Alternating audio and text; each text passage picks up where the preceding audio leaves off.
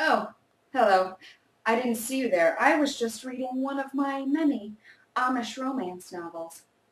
Yes, I did say Amish romance novel, but before you judge me, let me give you a tease. Jake guided his horse and buggy up the driveway leading to her place and stopped it on the side of the barn facing the pasture, where he knew they couldn't be seen from the house. His stomach lurched with nervous anticipation as he slid his hand under Lorraine's chin. He slowly lowered his head and captured Lorraine's lips with a kiss that stole his breath away. Not too shabby, eh? This is one of my personal favorites, Wanda Brunstutter's A Cousin's Promise, the first in a series entitled Indiana Cousins. Now, being from Indiana, I can assure you, not all of us are as close with our cousins as these people. I am far from alone, however, in enjoying a good bonnet book every now and again. In fact, according to the April 27, 2009 Time magazine article, romantic fiction rakes in $1.4 billion every year, and that number is only going up. And author Beverly Lewis's novel, The Secret, debuted at number 10 on the New York Times paperback bestseller list in April of 2009, with saucy tales of looking longingly at loved ones from across barns made without nails. It's easy to see why these books are flying off the shelves. But to understand why and delve a little deeper, let's first have our own Rumspringa and get a taste of what these bonnet books are all about. Second, we will come together as a community to help raise an answer as to why the novels are so popular before third, plowing a path of insight as to what the novel's popularity says about us. Now first, what exactly are these bonnet books all about? Well, Rumspringa, literally meaning running around, is a traditional rite of passage in many Amish communities in which adolescents are allowed to experience our crazy Englisher life before deciding whether or not they want to be baptized.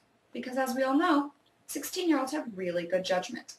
Now, as you can imagine, some of these young people meet other young people outside of the community, and thus a pair of star-crossed lovers is born. That's basically the entire plot of Cindy Woodsmall's series, Sisters of the Quilts.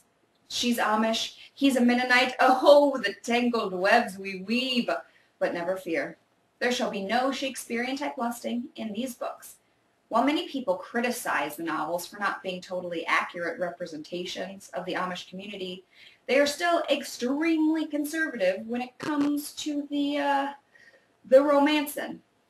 As explained in the September 9, 2009 Wall Street Journal article, the most action any of the characters in the Quilts series gets is, spoiler alert, a couple of kisses on page 326. Now, another recurring theme in many of the novels is getting into either a buggy or a car accident, because if you've ever driven behind one, you know they are terrible drivers. Now, unfortunately for me, Beth Graybill, director of the Lancaster Mennonite Historical Society, was quoted in the aforementioned Time article as saying that buggy accidents and romances with outsiders are far less common than the books would suggest, which just kills my dream of marrying this strapping young lad, who just happens to be both Amish and wheelchair-bound due to a tragic buggy accident. I mean, we wouldn't have worked out, but he'll always be the one that got away. All in all, these bonnet books are just like any other romance novel, just a lot more wholesome. Author Cindy Woodsmall herself explained in a May 26, 2009 ABC News story, explaining that we keep it very clean. A 10-year-old could come by casually, pick it up, and read. Now, let's all come together as a community to help raise an answer as to why the novels are so popular. Now, when I think of romance novels, my mind doesn't go straight to 10-year-old children because I'm not a child molester. But that is one of the reasons the novels do so well. These books are a lot more appropriate and accessible to a lot more people than your average Harlequin novel. Now, because these books aren't very explicit, like, at all, even children and Southwest Baptist students can read these books. But because they do put an emphasis on values and religion, they're reaching a lot of mainstream Christian women. As Rebecca K. Barrett's 2003 study in the Journal of Religion and Pop Culture sums up, Religious romantic fiction does not depict women as sexual objects. They focus on love rather than lust, and they provide a sense of community for the women who read them. Barrett tried to interview women for her study who read non-religious romance novels, but they were all too busy doing it and going to hell. Now, despite the fact that many Amish communities have banned these books, some of their members are getting a little risque. According to the aforementioned Time article, an unnamed Amish woman told author Beverly Lewis at a book signing, "We're all reading them under the covers," which concerns me, because reading by candlelight under non-flame retardant fabric poses a very big fire hazard. The article goes on to say that Barnes & Noble's religion book buyer confirms that sales are particularly strong in Amish areas. As for the rest of us, the appeal is simple. The Amish haven't been this sexy since Harrison Ford in Witness. It's all about the forbidden love. And when you think about it, pretty much everything in the Amish community is forbidden, making it all that much sexier. Susan Trollinger, professor of writing and rhetoric at the University of Dayton and Amish life expert, agrees. In the November 9, 2009 Middleton Journal article, she explains the appeal of these books lies in their secretive elements. So it's official. All the ladies are thinking about what Amos is hiding under those zipperless suspender-held pants, but we will never find out! He's such a tease! Now, third, let's start plowing our path of insight as to what the novel's popularity says about us. If you're anything like me, browsing around the romance section in bookstores makes you feel a little dirty, and not in the good way. Fortunately, these Amish romance novels are nowhere near that. Unfortunately, they're in the religious fiction section, which makes me feel a little like Tammy Faye Baker. Although on second thought, that could just be because we both love mascara with reckless abandon. R.I.P. girl. But NPR is to the rescue. In their April 11, 2009 interview with authors Candy Tan and Sarah Wendell, the ladies reclaim romance novels for all of us.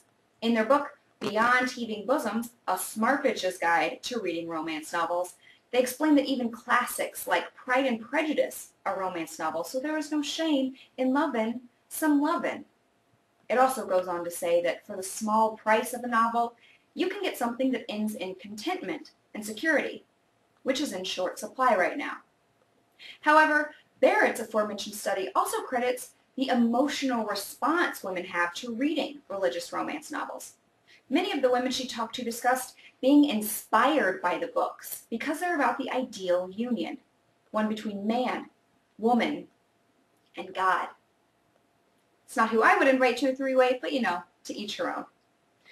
But instead of being a fantastical escape from reality, these bonnet books are really a beacon of hope and a reinforcement of positive ideals. And you all thought it was just about incestuous sutures. Sure, none of these characters are ever going to have any corsets to rip open or lipstick to smear or brightly colored anything, but these novels are surprisingly captivating and they are sweeping the nation. And actually, after first having her own Rumspringa and getting a taste of what these bonnet books are all about, second, coming together as a community to raise an answer as to why they're so popular, before third, plowing a path of insight as to what the novel's popularity says about us, it's easy to see that this trend has only just begun. I highly recommend you try it before you knock it, but next time you see me reading one, please don't interrupt. Now, where was I? Oh, yes. I will churn your butter, Jedediah.